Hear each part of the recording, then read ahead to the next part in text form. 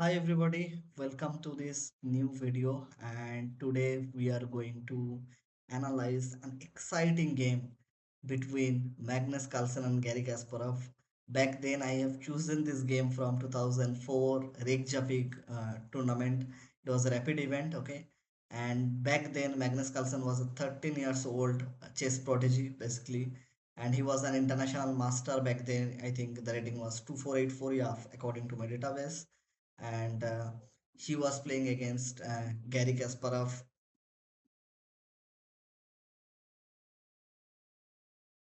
And this game, basically, Carlsen hold the game as a draw, where he had some winning chances, but we'll see that how Kasparov basically faltered in the critical moments. Okay, and they both were having a kind of a rating gap of 400. Kasparov was 2831. Carlsen was 2484. So approximately 360, 350, 360 rating gap.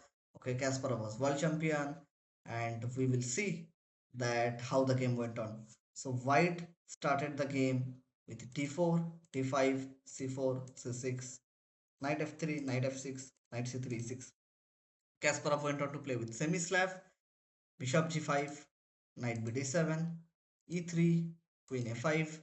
Okay, it's a very well-known popular theory. Knight d2. Okay, it's whenever you are meeting with Cambridge Spring, you should just prepare this line. There is another line also you can take with c into d5. That is also possible. C into d5 is also possible here in this moment. Even you can play bishop into f6 as well. So those moves are very much possible. And they are all well known opening theory. But knight d2, yeah, ambitious one. Bishop to b4, queen to c2, castle, bishop e2, and now e5. Okay, black tries to open up the position.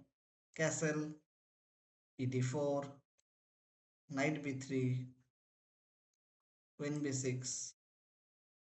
um, Now this move was not that much popular, but after this game definitely there were lots of game in this situation where black has played queen b6.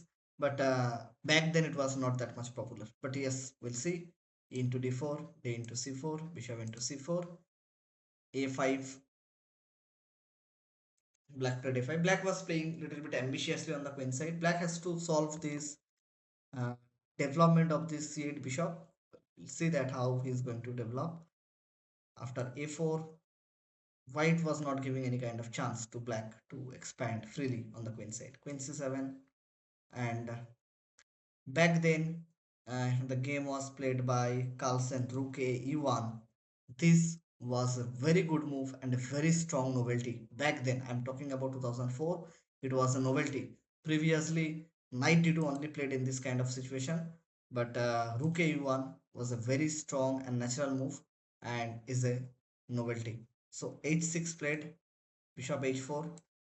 The point of rook a1 is particularly to keep this rook on the open file, and I might need this rook into my king side attack. So I will transfer both of my pieces to the king side, where it will help me to expand my game on the king side. So bishop d6 played, h3, the pawn was hanging on h2, so h3 played, knight b6, attacking the b3 bishop.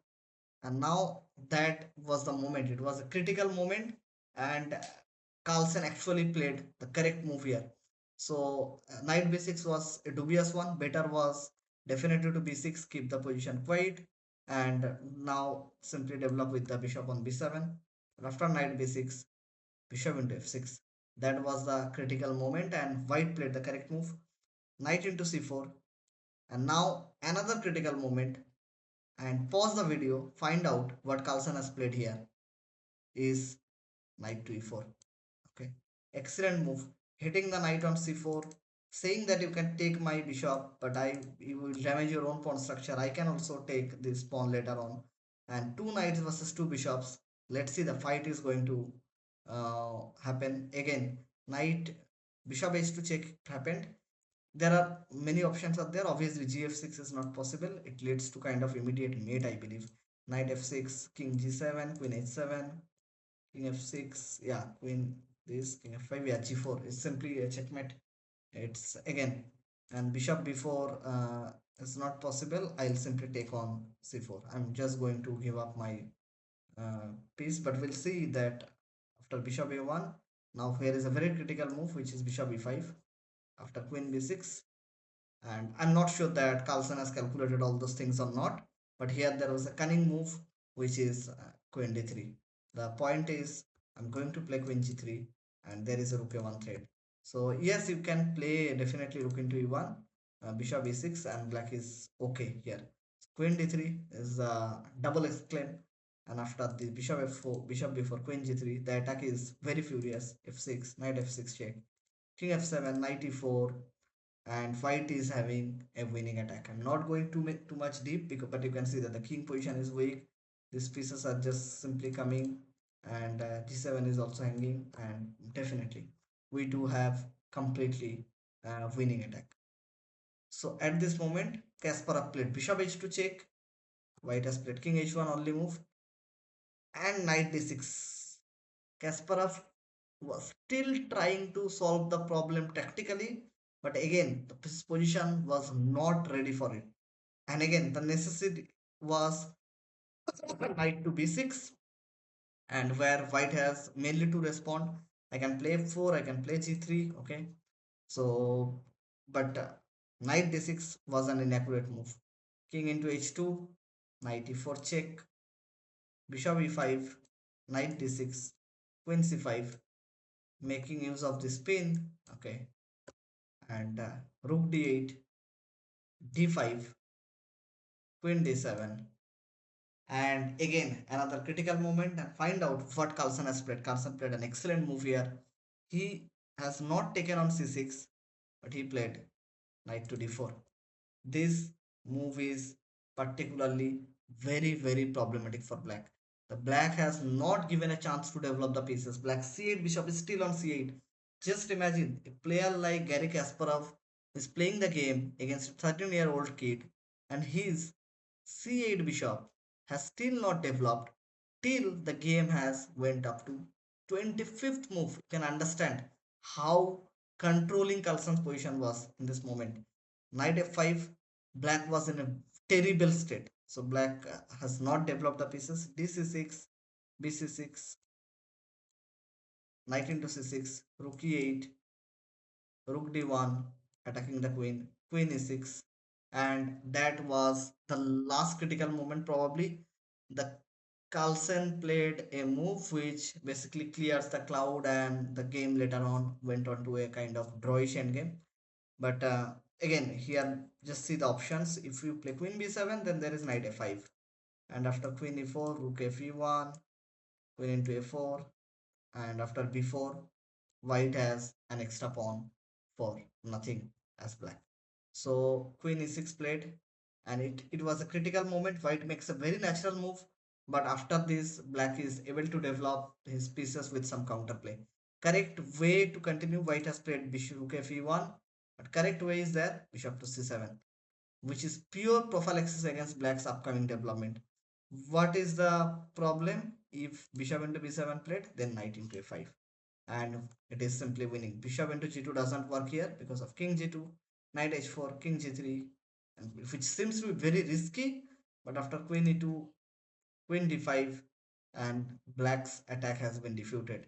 Again, you cannot take here obviously. Then queen f3, and it's just over. Even g5, checkmate is coming. So rook f1 played by rook fe1 played by white, bishop b7. Now black got some counterplay. Knight d4, knight into d4, queen into d4, queen g6, threatening there is a checkmate. But at this moment, definitely the ambitious choice for Carlsen was to play f3 and continue the game. Okay, and you should keep the queens on the board whenever you are facing the opposite color bishop and you are ahead in material. You should keep the queen on the board.